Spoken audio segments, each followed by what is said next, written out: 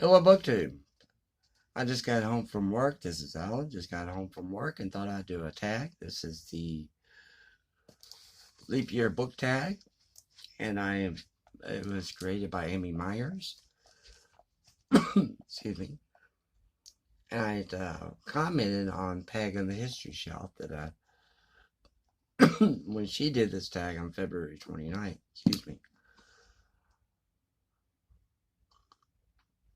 that I would do this tag 4 years from now. But in 4 years, there'll be another virus that comes about.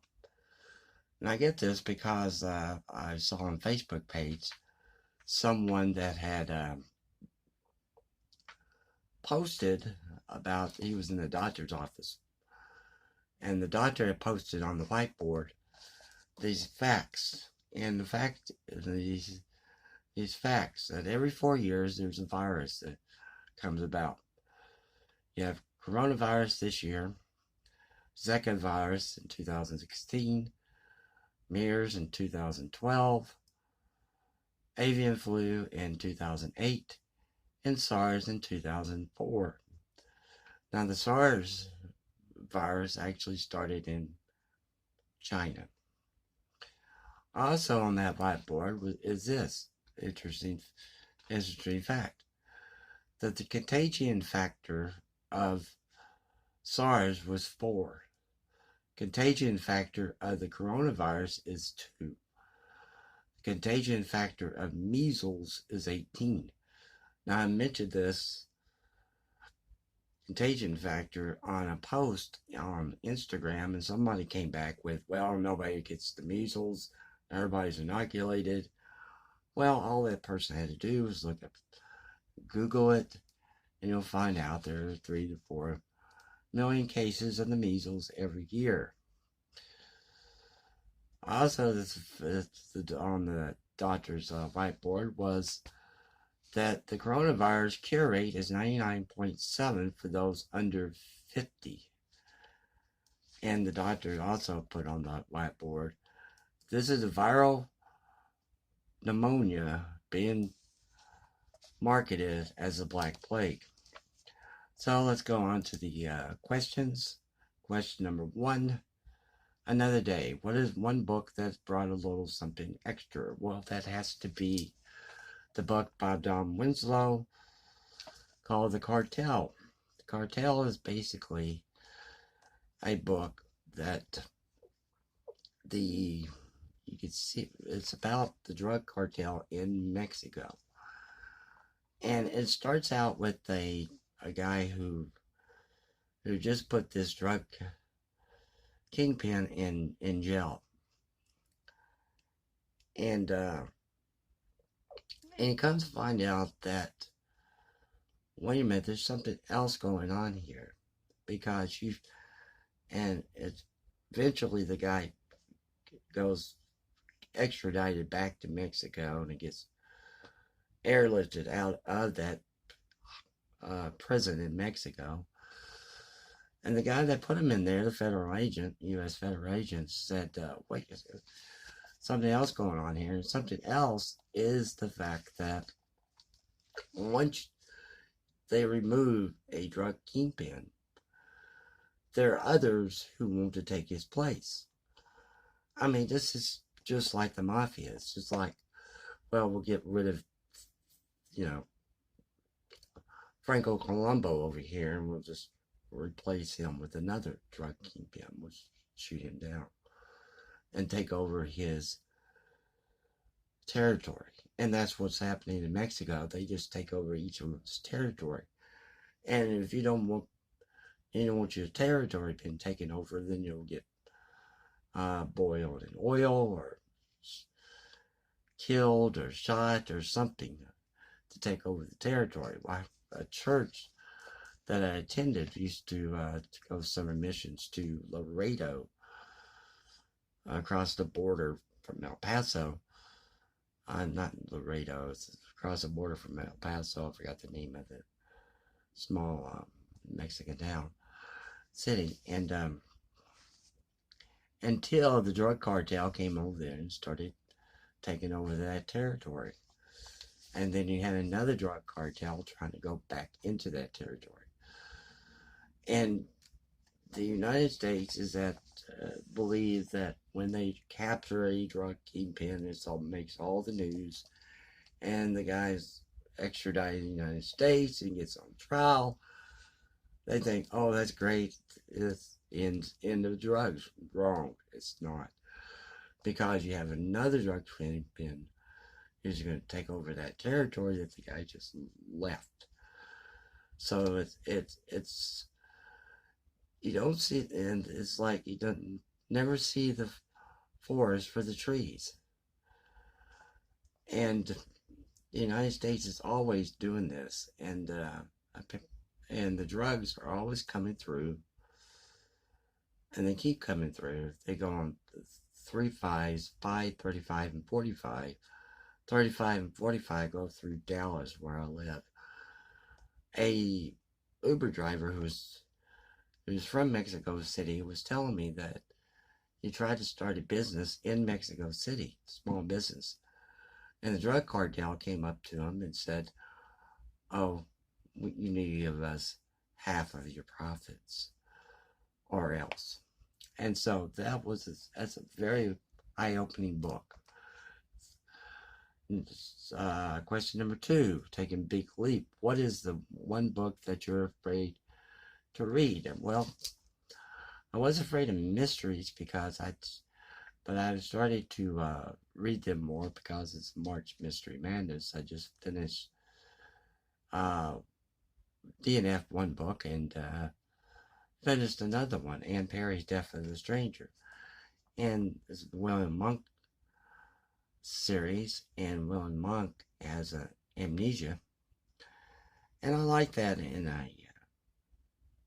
a main character, when the main character has a deficiency, because it makes it seem real. Kind of like the Joe Nesbo Henry Hoolay series, because Henry Hoolay is a drunk. He disobeys orders. He can't seem to stay married. It's worse, but he gets the job done. And so I like that in a character. And another book would probably be poems. I'm not I don't read poems. I'm not very good at poems. Just to sit there and read a poem. Number three. Question number 3. Every 4 years, what is the 4th book you read this year? Let me think.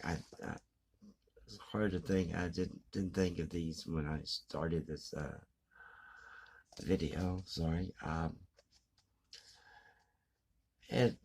gonna have to say the Death of the Stranger. I'm gonna have to say that one by Anne Perry. Number 4, 366 days in the year. Look at the 3rd shelf, the 6th book, and name the 6th one after that. The problem with this is that I only have this one bookcase. And there's one shelf right here where the books are stacked vertically. And there's another shelf down at the bottom. The books are stacked vertically, but they're also stacked horizontally. And so this is the only bookshelf I have. And I was going to call my channel The Lonely Bookshelf, because this is it. The rest of my books are stacked around the room. There's some over this corner, some back over here. There's a couple in the gray tubs. Oh, this is a Scrabble game. And it's actually in the Russian alphabet. You haven't played with it yet. So let me try to do this one. The 6th book. I'll just pick them at random. Let me see here. Oh, okay. Guns of August by Barbara Tuchman. I have not read this one yet. This is by Ballantine Books. It's a nice paperback book, and I have not read this one yet. So that's that'll be the 6th book. And I'll just choose another one here. Some books are over.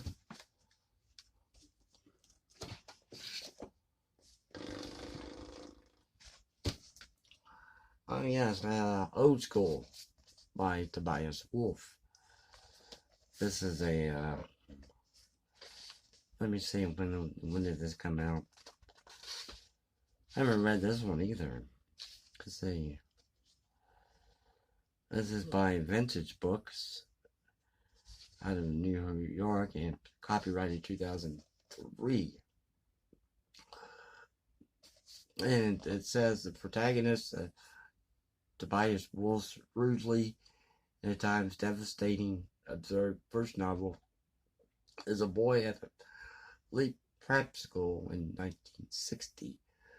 He is an outsider who's learning to mimic the neglected manner of his more privileged classmates. Like many of them, he wants more earth to become a writer. But to do that, he must first learn to tell the truth about himself. This is Tobias Wolff. This is Old School. And let's go on with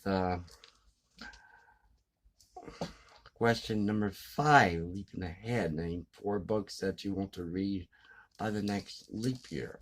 Oh, my. Let's try to think of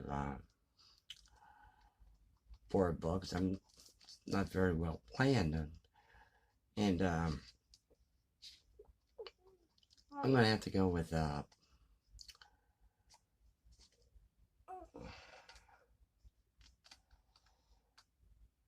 probably these books here. The one on Stalingrad, the one on Austerlitz, St. Petersburg.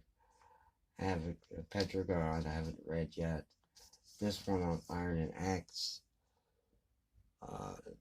Interpretive History of Russian Culture I haven't read yet. And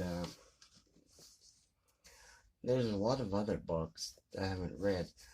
And also, I want to read the Hebrew Bible that was on that Matthew and Mayberry Book Club showed. That 3 volumes of the Hebrew Bible that was translated with commentary by Robert Halter. I would like to get that and read it. Let me see. Number 6. Name a book on your TBR that has a green cover. That would be this one, Agatha Christie. It sort of has a green cover. It's green to me, kind of blues green. This is Murder on the Orient Express. This is a trade paperback. It came out in a Berkeley book. And when did this come out? It's trying to find the I'm going to start this one actually probably tomorrow and see how it goes. I haven't read it. It doesn't say when this book was printed. Oh, here it is. Second Berkeley edition, September 2004. So this is the Murder on the Orient Express, Berkeley Publications, 2004. I had to jump this one up because my read a book the decade that was printed in, this was actually printed in the 1930s. So that's in April.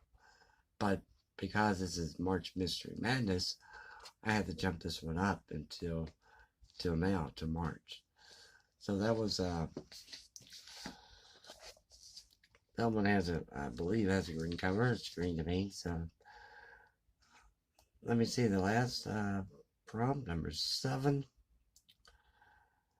What bookish thing do you steer clear of? Bookish thing. I have no idea. I don't do Twitter, and I'm on Instagram and Goodreads, and I have this YouTube channel, so I can't answer that. I can't answer that question. Well, that's been the Leave Your Book Tag, and take care, and we'll see you later.